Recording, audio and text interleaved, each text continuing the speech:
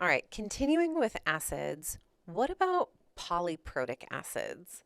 So the acid examples that we've done so far, it is just the one proton that that acid is putting into solution, but I mean, we know of polyprotic acids, right? Especially sulfuric acid. We've already said that the first ionization is strong.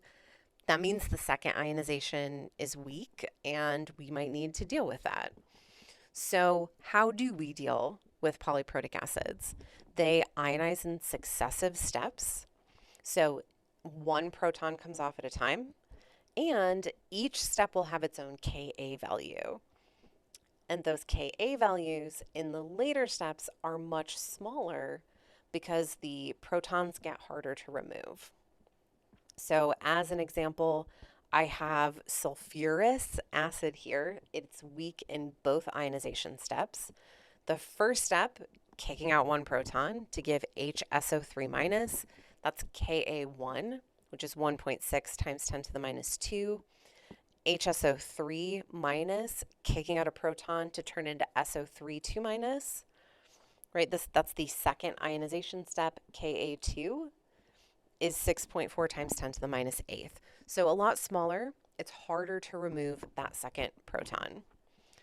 For sulfuric acid, Ka1, if you look at tables, especially for us dealing with all of these in water solutions, the Ka1 value might not be listed because we're just saying that it's strong, right? It 100% ionizes in water.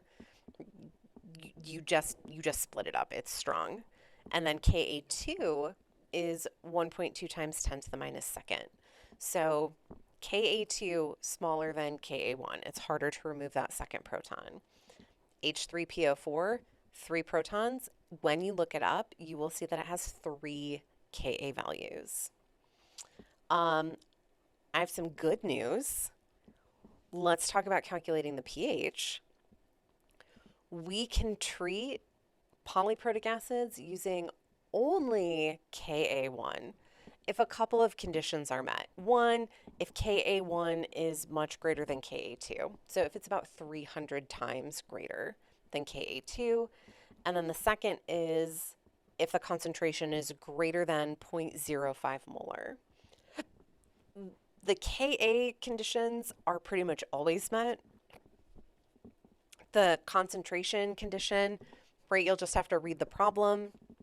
Most of the time, the concentration condition is also met. So in these cases, the H plus that forms in step 1 is much greater than the H plus formed in subsequent steps, which is one of the reasons why we can just deal with the first ionization. Also, if you have the first ionization and there is already H plus in the solution, Le Chatelier's principle will help us see that you won't get as much H plus from the second ionization. Now, we're talking about it in a slightly different order, but the way we looked at it with Le Chatelier's principle was like, if I just had the second ionization, it got to equilibrium and then I perturbed it, what would happen? Well, if you just have the second ionization, it gets to equilibrium and then we say, oh, wait, actually, both ionizations are happening. Let's put all the H plus from the first reaction in. That reaction we were looking at, that second ionization, would move to the left. Now we're saying we're going to start with some H plus in solution.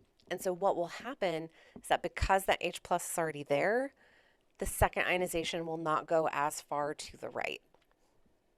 All right, we'll see this in some calculations. Now the exception is if your solution is less than 0.05 molar. We're going to do an example of this. So I would like to calculate the pH of 0.010 molar H2SO4. We have to deal with all of the ionizations and deal with them appropriately. The very nice thing is that this first step is strong. So in step 1, the first ionization is strong. That means my H plus concentration after the first ionization is 0.010 molar. Done. First ionization, done. Second ionization is when HSO4 minus acts like an acid and turns into H plus and sulfate. So it's weak. I'm going to set up a rice table. I have my reaction. My initial conditions come from step one.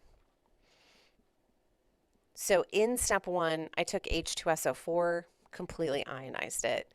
That gave me the HSO4 minus, that is the reactant in my second ionization, but it also gave me some H plus. So I have to fill in this initial concentration of 0.010 molar H plus. But I don't have any sulfate because my HSO4 hasn't ionized yet. I don't have one of my products. I still have to move to the right.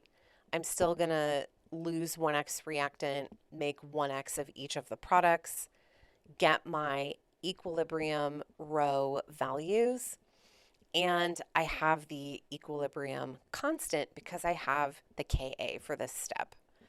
So products over reactants equals 1.2 times 10 to the minus 2. Now you should practice doing out the algebra for this because you cannot assume that x is small. I mean, 0.01 and 1.2 times 10 to the minus 2, those are basically the same number. They're not far apart enough at all for you to do x is small.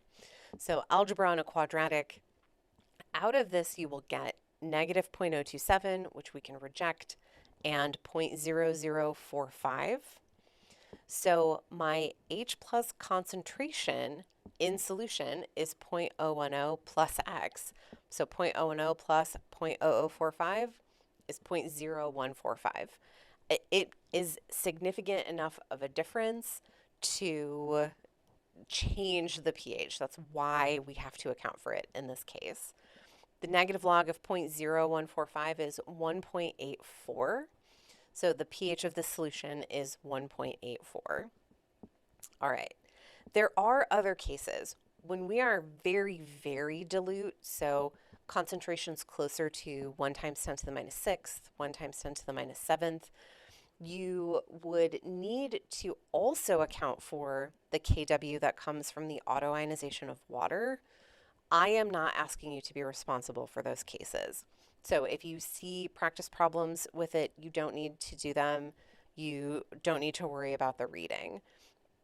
Just know for low concentrations, right, this threshold of less than 0.05 molar, you do have to account for every ionization.